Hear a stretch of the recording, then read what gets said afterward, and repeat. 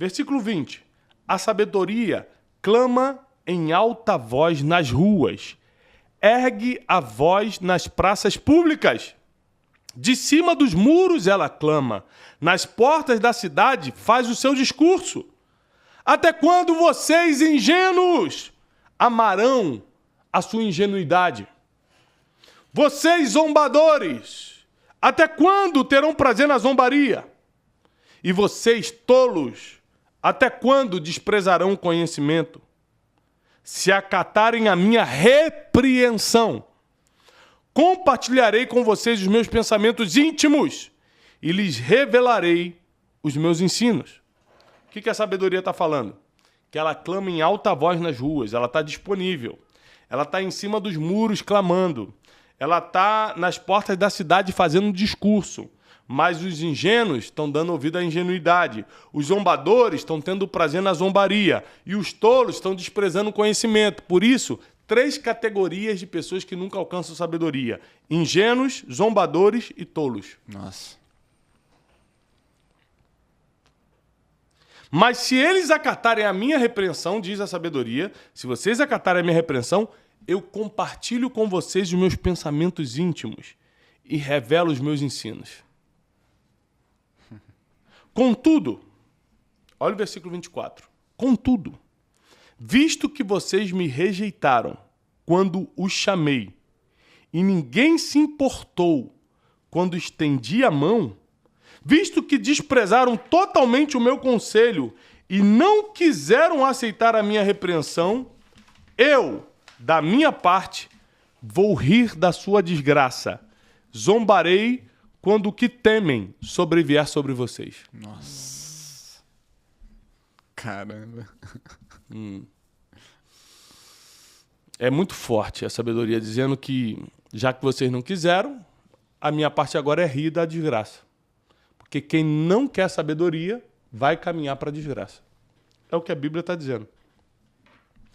Quando aquilo, versículo 27, quando aquilo que temem sobrevier a vocês como uma tempestade, quando a desgraça os atingir como um vendaval, quando a angústia e a dor os dominarem, então vocês me chamarão, mas eu não responderei. Procurarão por mim, mas não me encontrarão, visto que desprezaram o conhecimento e não escolheram temer ao Senhor. Então a pergunta é, quando é tempo de buscar conhecimento e de temer a Deus?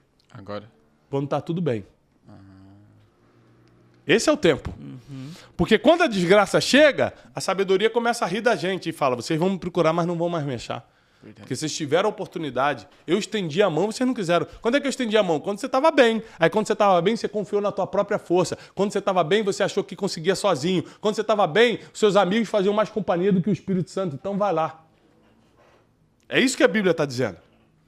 Hoje é dia de decisão, caros Brunecasters. Hoje é dia de decisão. Aqui seria mais ou menos a sabedoria falando, agora você está vindo atrás de mim, mas eu não posso te ajudar porque você está só colhendo o que você plantou lá atrás. Exatamente. Está aqui, versículo 30. Não quiseram aceitar o meu conselho, fizeram pouco caso de toda a minha repreensão, comerão do fruto dos seus caminhos. Vão colher o que plantaram. E se fartarão das suas próprias maquinações, porque a rebeldia dos ingênuos os matará, e a tranquilidade dos tolos os destruirá. Mas quem me ouvir viverá em segurança e estará tranquilo, sem temer mal algum. Caramba. A sabedoria é tão importante, ou seja, tudo que a gente está procurando na vida é isso aqui. E quem resolve a sabedoria? A sabedoria é tão importante, como é que ela não é prioridade na vida do ser humano? Como é que ela não está... sabe quando a gente faz alvos? Alvos para 2025 não está lá. Buscar mais sabedoria. Como é que não está? Como é que na sua lista de prioridades não está quero mais sabedoria? Se ela que resolve o que a gente mais precisa na vida. E Provérbios capítulo 1 é muito forte porque deixa claro que quem despreza a sabedoria vai viver pelos próprios prazeres ou pelos convites dos outros e a desgraça vai sobreviver sobre a vida deles. Aí quando eles estiverem mal, eles vão lembrar do Senhor, eles vão lembrar da sabedoria, mas aí eles não vão querer mais socorrer. Por quê? Porque quando ele estendeu a mão, isso aqui me arrepia quando eu falo. Quando Deus estendeu a mão, você fingiu que não viu. Essa tranquilidade dos tolos aqui seria aquela pessoa encostada que não Exatamente. tá nem pra nada? O leviano. Uhum. Não tá nem aí pra nada. Se eu ficar aqui... É aquele que tanto faz como tanto fez. Deus está me chamando, depois eu vou. Tem que obedecer os pais. Esse aqui, a tranquilidade dos tolos é o cara que nem faz mal, nem faz bem. O que está em cima do muro também vai cair. A Bíblia diz, porque você não é quente e nem frio, porque és morno, ou seja, está em cima do muro, porque você é um pouquinho de cada um, vomitar-te-ei da minha boca. Então é muito forte isso aqui, a gente não pode dar mole nisso. Você acha que as pessoas elas não buscam ainda a sabedoria porque elas não têm maturidade suficiente para conseguir enxergar o final disso? Dessa insensatez? Tem muitos motivos pelo qual a pessoa não busca sabedoria. Não estar nos ambientes adequados. Não, assim, ponto número 1, não buscar ao Senhor. Quando você começa a buscar o Senhor, Deus começa a colocar uma fome pela sabedoria dentro de você. Entendi. Então você pode ser pobre, você pode ser desinformado, você pode ser mal educado no sentido de não ter nenhum tipo de formação acadêmica, você pode ser qualquer coisa. Se buscar o Senhor, está resolvido. Ele começa a colocar uma fome por sabedoria dentro de você. E aí você começa a buscar um conhecimento que a escola não te dá, que as mesas dos reis não vão te passar. É um conhecimento que os céus te revelam. Uau. É a sabedoria divina. E aí você começa a agir como ninguém age, se comporta como ninguém se comporta e faz o que ninguém faz. Aí você brilha. Qual é a principal fonte de sabedoria? A palavra de Deus. A maior. Quem domina a Bíblia, se você tiver a palavra do Senhor, a Bíblia, como a sua principal fonte de estudo diário, você vai chegar num nível de sabedoria diferenciado. Não tem como. Independente da idade. Independentemente da idade. Porque, por exemplo, o livro de Provérbios eu já devo ter lido 50 vezes. E toda vez que eu leio é uma revelação diferente. Não tem esse negócio, já li. Não tem negócio de já li na Bíblia. Você já leu ontem. Essa semana é revelação nova, porque o Espírito Santo lê contigo e te revela coisas diferentes. Então, toda vez que eu me sinto um pouco afastado da sabedoria, eu já me tranco no meu quarto e vou para Provérbios. E Deus começa a falar comigo de alguma forma.